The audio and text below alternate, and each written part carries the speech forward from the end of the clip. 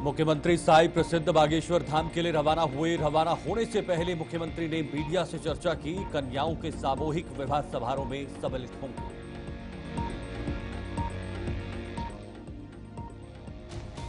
Jail में कैदियों का गंगा जल स्नान कराया गया। उप मुख्यमंत्री विजय शर्मा की पहल पर विशेष आयोजन। आत्मशुद्धि और नैतिक उत्थान के लिए कैदियों ने स्नान किया।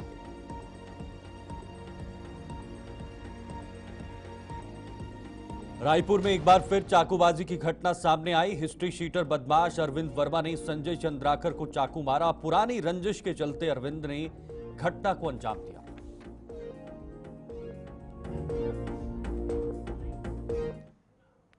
नमस्कार, खबर छत्तीसगढ़ देख रहे हैं आप और मैं हूं आपके साथ शीतल शर्मा। बुलेटिन की शुरुआत करेंगे। छत्तीसगढ़ के मुख्यमंत्री विष्णुदेव साय मध्य प्रदेश के प्रसिद्ध बागेश्वर धाम के लिए रवाना हुए हैं। रवाना होने से पहले उन्होंने मीडिया से बातचीत करते हुए कहा कि वह महाशिवरात्रि के उपलक्ष्य में आयोजित कार्यक्रम में शामिल होने जा रहे हैं। मुख्यमंत्री ने कहा कि वे बागेश्वर धाम में 251 निर्धन कन्याओं के सामूहिक विवाह समारोह में सम्मिलित होंगे। उन्होंने इसे एक पुनीत कार्य बताते हुए कहा है कि यह आयोजन समाज में समरसता और सेवा की भावना को मजबूत करता है। मुख्यमंत्री के इस दौरे को लेकर प्रदेश भर में चर्चा की, क्योंकि बागेश्वर धाम धार्मिक और सामाजिक आयोजनों के लिए प्रसिद्ध है। मुख्यमंत्री के इस दौरे को धार्मिक आस्था और समाज सेवा से जुड़ा कदम माना जा रहा है। बागेश्वर धाम और वहां पर 22 तारीख से ही 26 तारीख तक शिवरात्रि के उपलक्ष्य में कार्यक्रम आयोजित है और 23 तारीख को देश के यशस्वी प्रधानमंत्री श्री नरेंद्र मोदी जी भी आए थे और कैंसर हॉस्पिटल का शिलान्यास किए हैं और 26 को शिवरात्रि के दिन राष्ट्रपति महोदया वहां पर आ रही हैं और 251 निर्धन कन्याओं का विवाह भी वहां पर बागेश्वर धाम की तरफ से हो रहा है। तो उसी महोत्सव में शामिल होने आज हम भी जा रहे हैं। हमारे डिप्टी सीएम साहब श्री विजय शर्मा जी। छत्तीसगढ़ में नगरीय निकाय चुनाव में भारतीय जनता पार्टी की ऐतिहासिक जीत पर पार्टी नेताओं ने खुशी व्यक्त की है। मुख्यमंत्री विष्णुदेव साय ने कहा कि यह जीत पार्टी कार्यकर्ताओं और नेतृत्व की जीत है और पार्टी ने जो वादे किए हैं उन्हें 100% पूरा किया जाएगा। प्रदेश अध्यक्ष किरण देव ने कहा कि पार्टी ने पंचायत से पार्लियामेंट तक अपना परचम लहराया है और यह जीत संगठन और सरकार के तालमेल का परिणाम है। बीजेपी क्षेत्रीय संगठन महामंत्री अजय जम्वाल ने कहा है कि पार्टी ने 85% रिजल्ट हासिल किया है और शेष 15% की समीक्षा की जाएगी। वहीं नगरीय निकाय चुनाव समिति के प्रदेश प्रभारी भूपेंद्र सिंह सवन्नी ने कहा है कि वरिष्ठ नेताओं के नेतृत्व में कार्यकर्ताओं पदाधिकारियों ने टीम भावना की मिसाल कायम की है। विष्णुदेव साय सरकार ने मोदी जी की गारंटी पूरा करने का रिकॉर्ड कायम किया है। जनता ने उनके नेतृत्व पर विश्वास जताया है।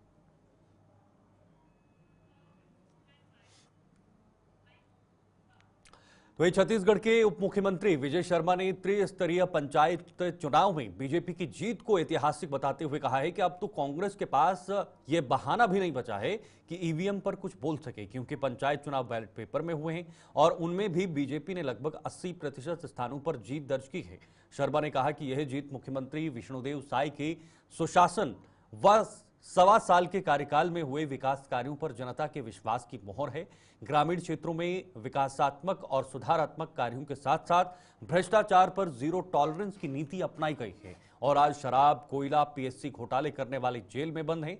श्री शर्मा ने कहा कि प्रदेश की जनता ये स्पष्टता देख रही है कि विनम्रता के साथ बिना ज्यादा बोले बहुत बड़े बड़े काम कर रही है।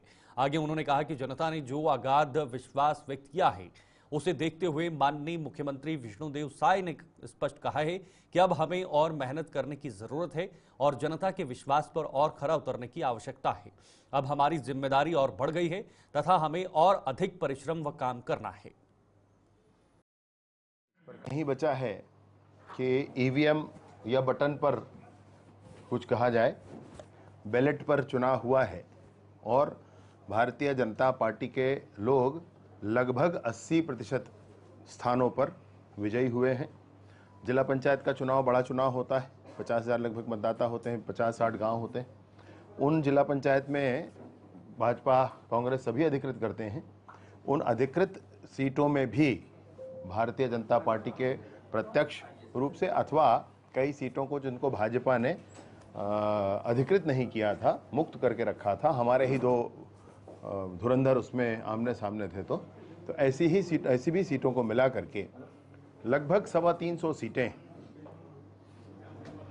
जिला पंचायत की भारतीय जनता पार्टी जीत के आ रही है।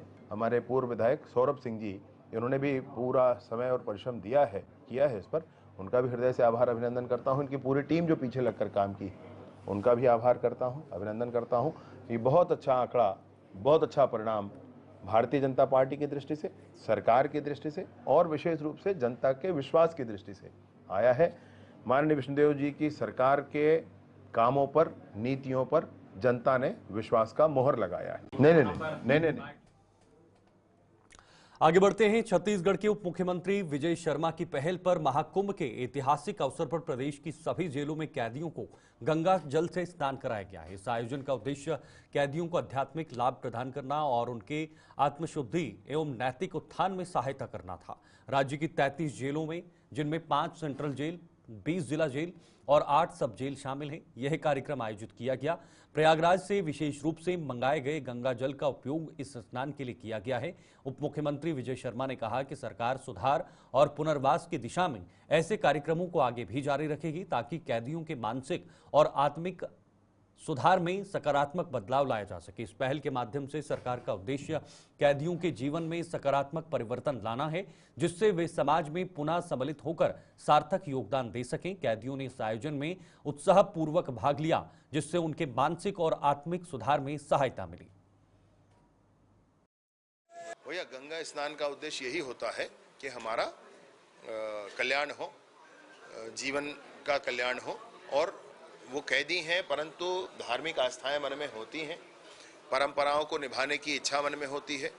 ये लंबे समय से, हजारों वर्षों से चली आ रही हमारी सांस्कृतिक धरोहर है। तो इसमें इसमें सबको मिल जाने की इच्छा होती है और इसलिए गंगा जल में गया था संगम, तो गंगा जल लेकर के आया हूँ। और सभी जेलों में हमारे पूरे 5 हमारे केंद्रीय जेल हैं, 8 हमारे जिला जेल हैं और 20 हमारे जिला जेल हैं और 8 हमारे उप जेल हैं। सभी जेलों में, 33 जेलों में गंगा स्नान आज हुआ है। लोगों ने महाकुंभ का। उप मुख्यमंत्री विजय शर्मा की पहल पर आज जेलों में कैदियों का गंगा जल स्नान कराया गया। यह आयोजन महाकुंभ के अवसर पर कैदियों को आध्यात्मिक लाभ देने के लिए किया गया था। कैदियों ने आत्मशुद्धि और नैतिक उत्थान के लिए गंगा जल से स्नान किया। साथ ही उप मुख्यमंत्री शर्मा ने कहा कि सरकार सुधार और पुनर्वास के लिए आगे भी ऐसे कार्यक्रम चलाएगी।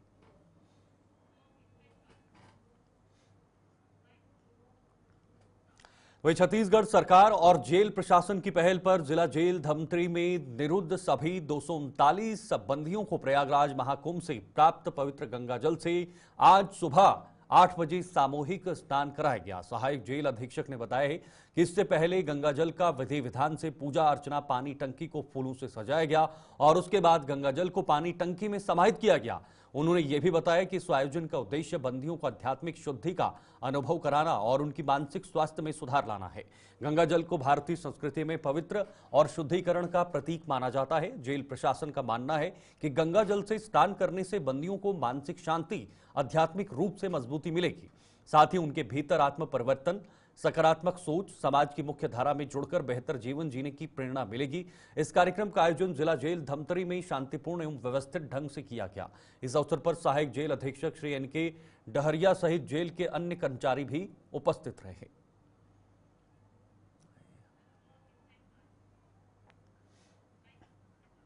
इधर रायपुर से एक मामला सामने आया है, जहां ईडी की टीम ने कांग्रेस कार्यालय पर छापेमारी की है। मामले में पूर्व मंत्री राजेश मूणत ने कहा कि कानून अपना काम कर रहा है, ईडी को कोई जानकारी मिली होगी, सोर्स के आधार पर कार्रवाई की जा रही है। आइए एक नजर डालते हैं इन तस्वीरों पर। गाड़ी को आप 100 और इसी पे अभी पूछताछ की गई है। उसके बाद कलर की फाइल लेकर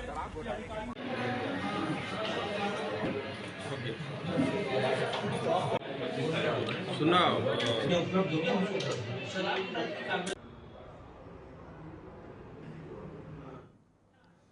राजधानी रायपुर में एक और चाकूबाजी की घटना सामने आई है। भनपुरी रामेश्वर नगर में हिस्ट्री शीटर बदमाश अरविंद वर्मा ने संजय चंद्राकर पर चाकू से हमला कर दिया। पुरानी रंजिश के चलते अरविंद ने यह हमला किया था। पीड़ित संजय को आंख और हाथ में गंभीर चोटें आई हैं और उन्हें इलाज के लिए अस्पताल में भर्ती कराया गया है। परिजनों का आरोप है कि अरविंद और दीपक वर्मा ने संजय की हत्या की साजिश रची थी। यह घटना खमतराई थाना इलाके की है। अरविंद वर्मा पर हमले से पहले से ही हत्या के प्रयास सहित दर्जन भर अपराध दर्ज हैं। पूरी घटना का सीसीटीवी फुटेज भी सामने आया है। यह घटना मंगलवार सुबह 9 बजे की बताई जा रही है।